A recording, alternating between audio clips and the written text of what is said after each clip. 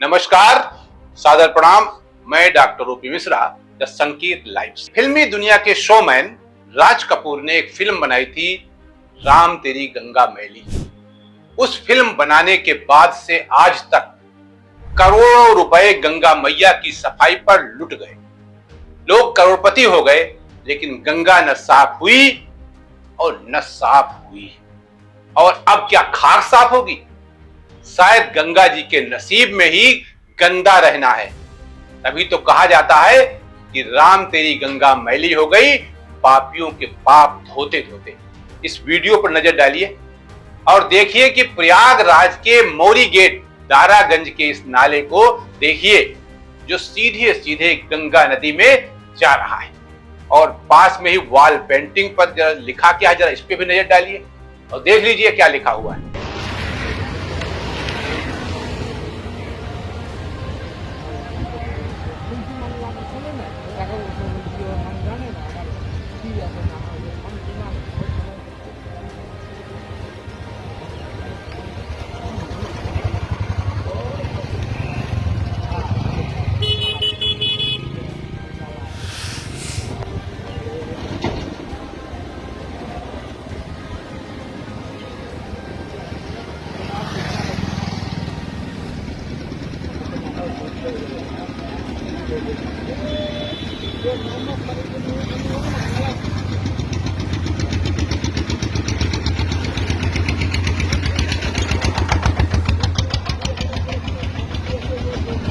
इस वीडियो के लिए हम आभारी हैं अपने पत्रकार मित्र जो प्रयागराज में रहते हैं, श्री वीरेंद्र पाठक जी के, जिन्होंने प्रयागराज की शान का बखान इस तरह किया है।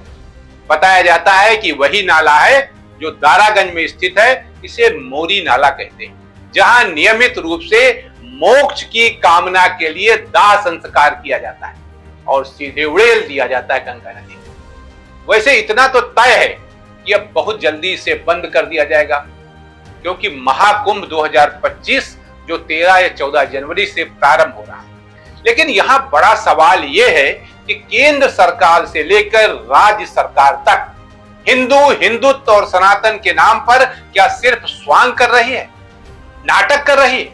कौन जिम्मेदार है इसका? और जिम्मेदार को कब तक ये क्लीन चिट मिलती रहेगी? आखिर गंगा की सफाई के नाम पर करोड़ रुपए कौन डकार गया?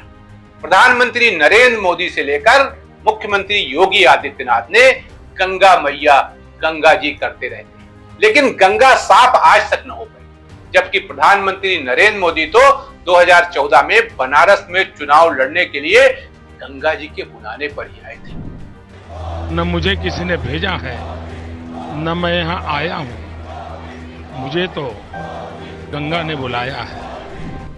और उनको 2 बार मौका मिला, फिर तीसरी बार मौका मिला, लेकिन गंगा वहां भी स्वच्छ नहीं हो पाई। अब उनसे पूछा जाना चाहिए कि 10 वर्षों में गंगा कितनी साफ हुई, बनारस में कितनी साफ हुई, प्रयागराज में कितनी साफ हुई, और कुल कितना पैसा गंगा की सफाई के नाम पर आवंटित किया गया। शहरों से निकलने वाली गंदगी भी गंगा में नहीं जानी चाहिए। सरकार द्वारा अब तक लगभग 21,000 करोड़ की 200 से अधिक परियोजनाओं को स्वीकृति दी जा चुकी है, ताकि आम आदमी ये जान तो सके कि न खाऊंगा और न खाने दूंगा का जुमला कितना सार्थक हुआ। वैसे भी प्रयागराज में बृहस्पतिवार को जो अखाड़े में अखाड़ा हुआ, उससे संपूर्ण हिंदू समाज व्यथित है।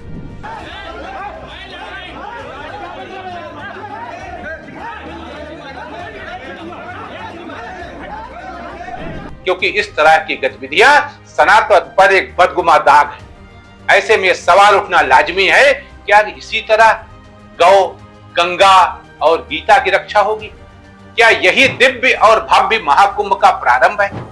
वैसे अब सभी धार्मिक स्थल पर्यटन का रूप लेते जा रहे हैं। अब वहां जो लोग जाते हैं उसमें 80% लोगों की जो भावना है वो पर्यटन है। श्रद्धा, विश्वास, अंधविश्वास, भगवान, ये सब कम होता जा रहा है, क्योंकि ये सब आम आदमी की पहुंच से बाहर होता जा रहा है। हर बड़े मंदिर में जाने के लिए पैसा चाहिए। डायरेक्ट पैसा दीजिए या इनडायरेक्ट पैसा दीजिए, लेकिन पैसा दीजिए। आप कहेंगे कि कैसा ब्राह्मण धर्म कुल में पैदा हुआ कुलच्छनी जो मंदिरों की आलोचना कर रहा है। अरे मैं मंदिरों की आलोचना नहीं कर रहा हूं, आपको आईना दिखा रहा हूं, सरकार को भी आईना दिखा रहा हूं। जिस तरह पर्यटन स्थल बनाते जा रहे हैं मंदिरों को और पैसा आवे ये व्यवस्था करते जा रहे हैं, उससे होगा क्या? उससे हमारी संस्कृति का क्या होगा, हमारे धर्म का क्या होगा? लेकिन सरकार शायद यही चाहती है, क्योंकि इससे उसकी आमदनी बढ़ती है। महाकुंभ के नाम पर जो राजनीति 2019 में की जा रही थी वही 2025 के लिए भी चल रही है। और बताया जा रहा है कि सम्राट हर्षवर्धन क्योंकि बौद्ध थे इसलिए उन्होंने ही कुंभ को इस मुकाम तक पहुंचाया, जबकि प्रयागराज के मूल देवता माधव पर प्रशासन खामोश है।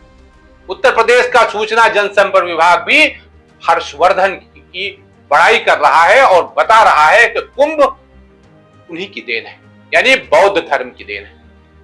लेकिन सनातनियों को यह बात हजम नहीं हो रही है कि कुंभ और अर्ध कुंभ बौद्ध महादान का आयोजन है।